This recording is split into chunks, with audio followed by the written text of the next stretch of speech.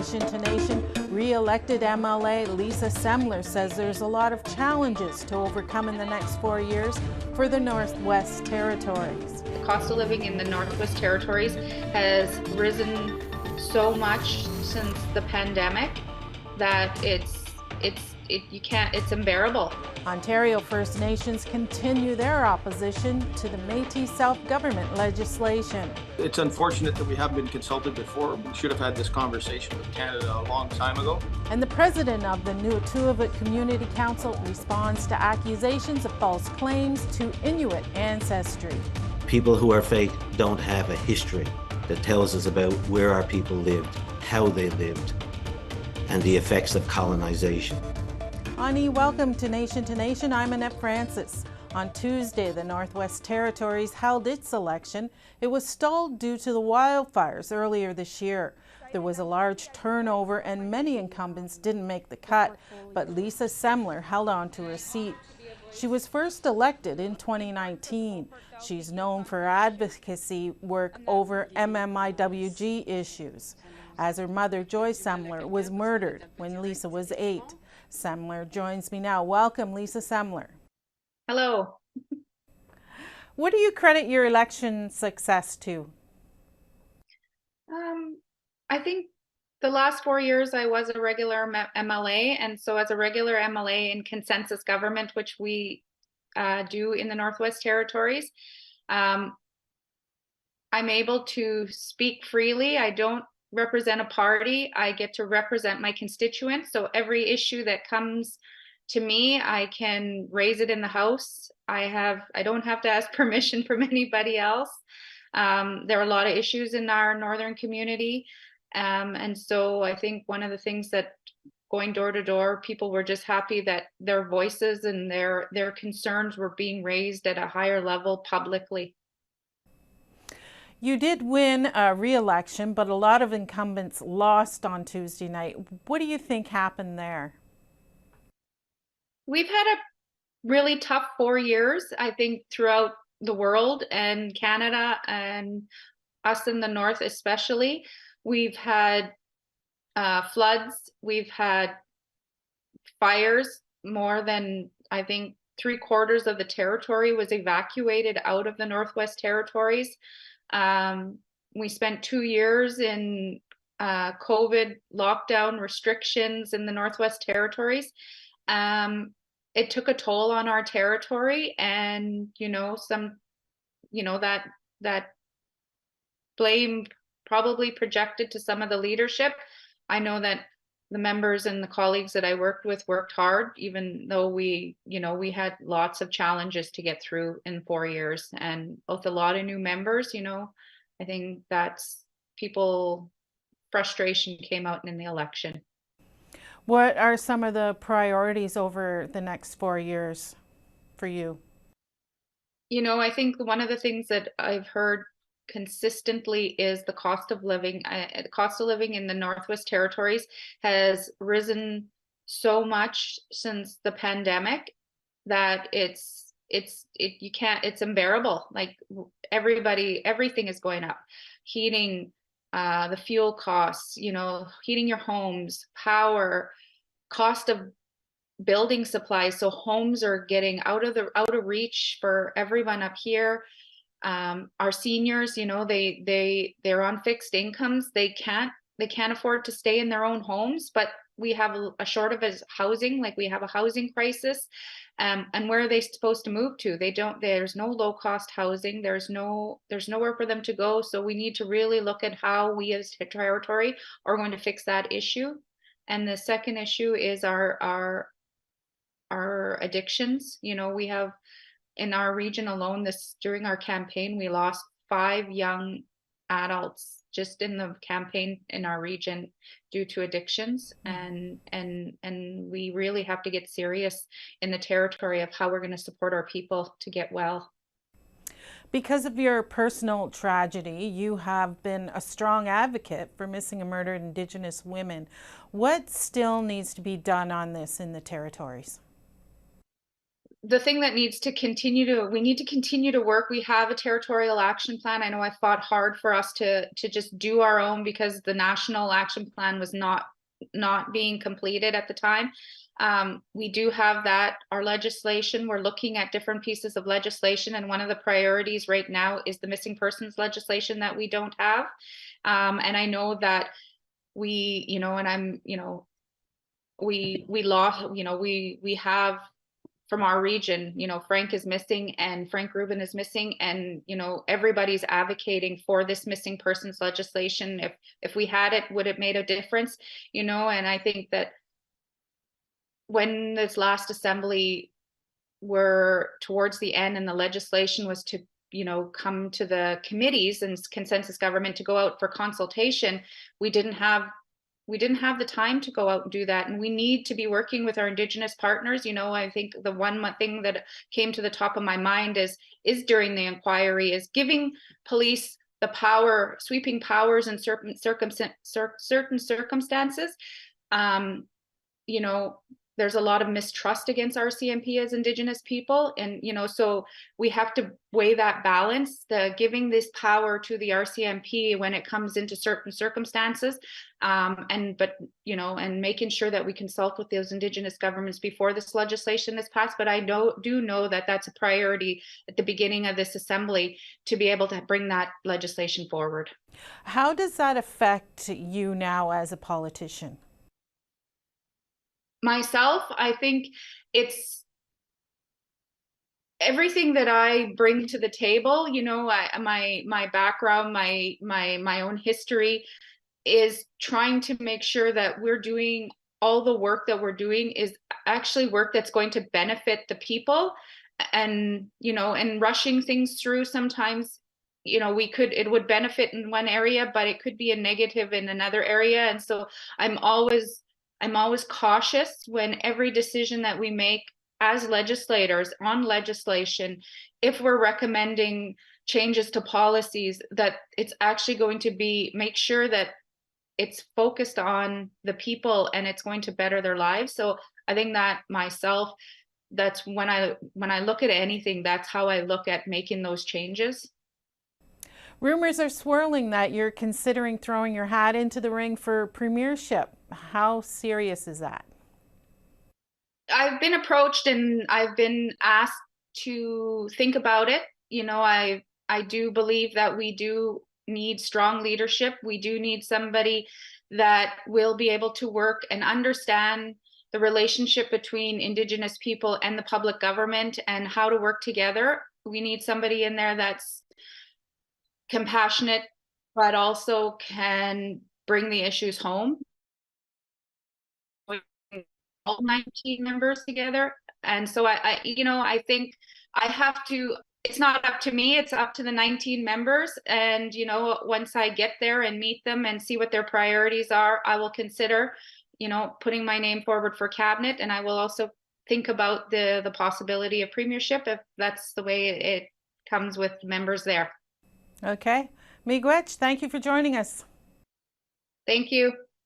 Stay tuned. The Executive Director of the Waban Tribal Council joins us to talk about their thoughts on the Métis of Ontario.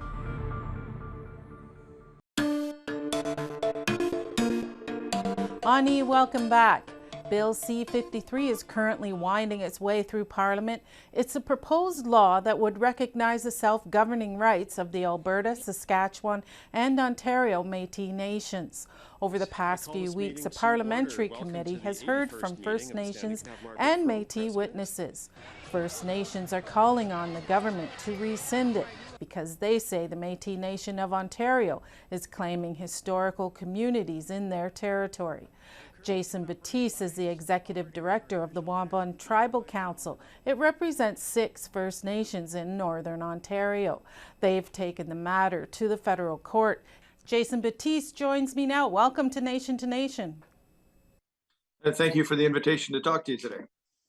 Why did the Waban Council seek a judicial review?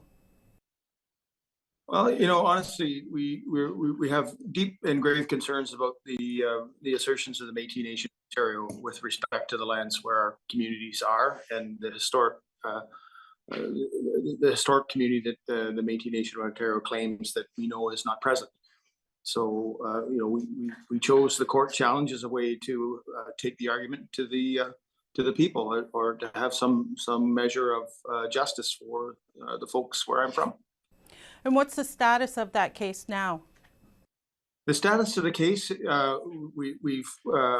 are two cases. The one, the White Duck decision, was decided in the Supreme Court of Ontario, where they determined that the Métis Nation of Ontario and Ontario cannot just simply create new communities without consultation with First Nation communities. It's impossible to grant Section 35 rights to additional communities in Ontario without affecting First Nations rights, and we agree with that decision. I mean, overlaying new Indigenous rights on Treaty Number 9, for example, it's an impossibility not to affect the First Nations of Treaty 9. So we need to talk about that. Okay, and the other case?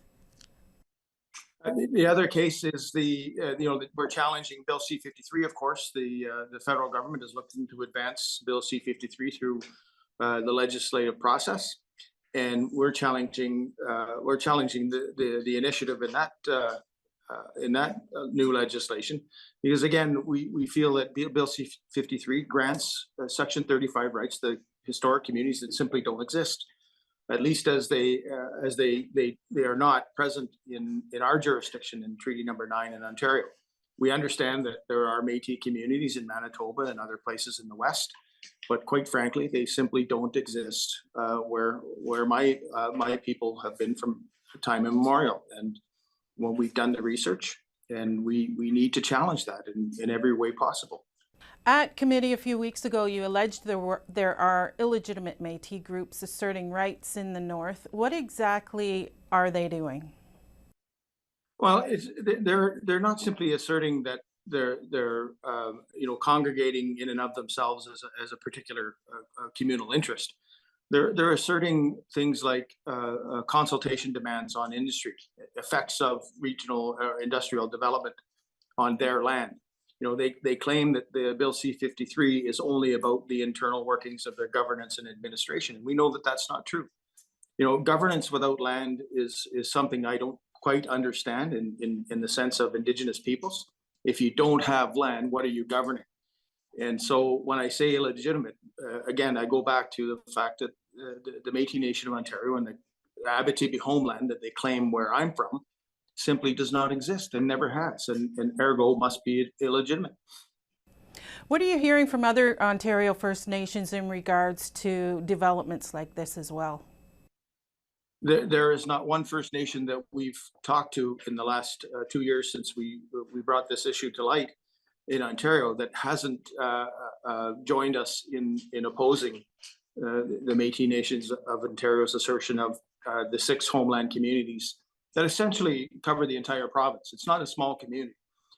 When they say community, they mean thousands of square miles, almost covering the entire province of Ontario. So there's not a First Nation in Ontario that's A, not affected by it, and B, hasn't joined in the Waban Tribal Council's opposition to the Métis Nation of Ontario's claim. Last week, Tony Belcourt, the founding president of the Métis Nation of Ontario, stated in committee that the registration process is sound. Why do Ontario First Nations still have an issue with it? Because they're just recently at their own annual meeting this spring, they had to expel at least 6,000 to 7,000 of their own members off of their rolls because their process is not, as they claim, with any sort of veracity. And secondly, the people that they're claiming as Métis people are simply those with mixed heritage. Anywhere on the Ontario census or the Canadian census that reflects either a person of mixed race or in the historic records a breed or half breed or Scotch breed, they simply assume that that's a Métis person. There's no deeper look into where that person grew up. And most of them grew up as Anishinaabe, Cree, or on First Nation. They just simply go right to, well, you've been described in census as mixed race, ergo you must be Métis. That does not make a distinct nation. That just makes somebody of mixed ancestry. Métis supporters of the bill in other provinces say that C-53 is just about self-government and it's not about access to treaty rights or land. So why oppose it? Well, first of all, as I said in committee, the title of the bill gives effect to treaty with the Métis nations that that are supporting the bill. And I don't think our nations or anybody's buying that treaty means something that's not associated with land. We all know what a treaty means. That means, like in my part of the world, that Treaty Number 9 includes a vast swath of land that's reserved, at least in part, for the activities of the First Nations that are signatories to that treaty. So the bill itself refers to treaty at least a dozen times in its text. And secondly, the Métis Nation of Ontario, where we're from, again, has already demanded consultation with resource developers. They've already been publicly stating that they're hoping to get land rights and more land rights. So it's happening now. So the notion that the bill is just going to be confined to governance and administration is just, I think that's a bit of a red herring. Not a bit of a red herring. It's simply not true. What would it take for First Nations to support the bill? We simply can't live with it. I think that there's no way for us to at least in the Ontario jurisdiction, the bill just needs to go away. It's unfortunate that we haven't been consulted before. We should have had this conversation with Canada a long time ago, but they did this bill in secret. We've been trying to get them to expose why they came to the conclusion that the MNO is deserving of Section 35 rights. They won't tell us how or why. And without those sorts of insights, the bill just needs to go away. Okay, miigwech for that. Thank you for joining us. Oh, you're very welcome. Thank you. Have a great day. Up next, I'll talk to Todd Russell of the NunatuKavut Community Council. His organization has been accused of having non-Inuit as members.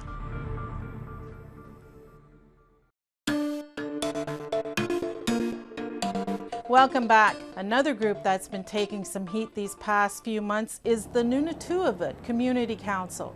It claims to represent Inuit in South and Central Labrador, but the Innu and Inuit are calling out the organization, saying it is made up of people with false claims to an Inuit identity. Todd Russell is the president of the NunatuKavut Community Council. He joins me now. Welcome, Todd Russell. It's great to be with you. What exactly is NunatuKavut and who does it represent? NunatuKavut is actually a Nunatut word, which means our ancient land or home. It can have many meanings, but basically refers to our traditional territory. And the NunatuKavut Community Council is the Inuit governing body of approximately 6,000 Inuit and their descendants who live primarily and have lived in South and Central Labrador for centuries. That is very basically who we are. My ancestors, the Inuit of NunatuKavut, of what we now call NunatuKavut, resided on the coast of Labrador, the central part of Labrador, long before Europeans. We've had a deeply rooted history and culture in these areas and in these places. We know who we come from. We know our culture. We know our language is Inuktitut. We know we have rights in our own homelands. And these are the things that we fight for. These are the people we represent. But the ITK has described the NCC as a shape-shifting non-Indigenous organization because at one time, the NCC was known as the Labrador Métis Nation. How do you defend the NCC against those accusations? And are you a shapeshifter? Well, absolutely not. Shapeshifters don't go out on the protest line and defend their people and defend and fight for their rights, their Indigenous rights, their Inuit rights. People who are fake don't have a story like ours. People who are fake don't have Inuit grandmothers and grandfathers. People who are fake don't have a history that tells us about where our people lived, how they lived, and the effects of colonization. Our story is one, Annette, that is deeply rooted in our places, in our history, in our culture, in our language. And all of that makes us Inuit. In order for you to believe Mr. Obed and ITK's allegations, you would have to say Inuit never existed on the coast of Labrador, where our people continue to live. You would have to say that all of our people, if they did exist there, were eradicated, moved out, somehow annihilated. You would have to believe that if that didn't exist, that we ourselves don't exist, that all of the grandmothers and grandfathers, the aunts and uncles, the kiddies, all of these people are telling lies in some grand conspiracy. In some grand conspiracy. It is absolutely ludicrous. It is ridiculous to make these types of accusations. The Grand Chief of the Inon Nation in Labrador says the Memorandum of Understanding between Ottawa and the NCC is a major threat to his nation's existence. They filed a court challenge. What's this mean for the NCC as well? Well, we feel very confident. We hope that that court case in particular can go forward the next time it's scheduled, which is March. As you know, it was scheduled for October and was delayed until March. Listen, we're very confident in the law and in the facts and in the evidence around our MOU signing. We don't feel any type of threat from the Inon Nation on that particular matter. The Inuit Nation's, I think, objections to us are very similar to the objections that ITK and, in fact, like NunatuKavut in particular has. And that is, for some reason, there seems to be a manufactured fear that if NCC progresses, that somehow their financial capacities, their financial resources are going to be depleted or lessened. And nothing could be further from the truth. That is not the reality that exists today. That is not the reality that has existed in the past. And we all know how land claims work. We know how land claims work. When an additional group comes on as a land claims body, their budgets, their resources are separately negotiated from all of the others. This sounds like a similar situation with the Métis of Ontario. What about proof of ancestry within your organization? What is that process? Oh, listen, we've had an extensive database of family trees, of genealogical information going back, I'd say, with 20, 25 years. And we've continued to grow that base of data and information. There's absolutely all of the evidence, if you want to put it. Sometimes it's very unseemly, isn't it, when you have to go digging into your family trees to prove something to government. But we've done it, and we've done it with integrity, and we've done it with fulsomeness. Okay, miigwech, thank you. Well, nakamik, and thank you for taking the time to speak with me. That's it for this week's Nation to Nation. And if you missed any part of tonight's show, you can check out our podcast. Go to aptnnews.ca/podcast. Miigwech, and have a good night.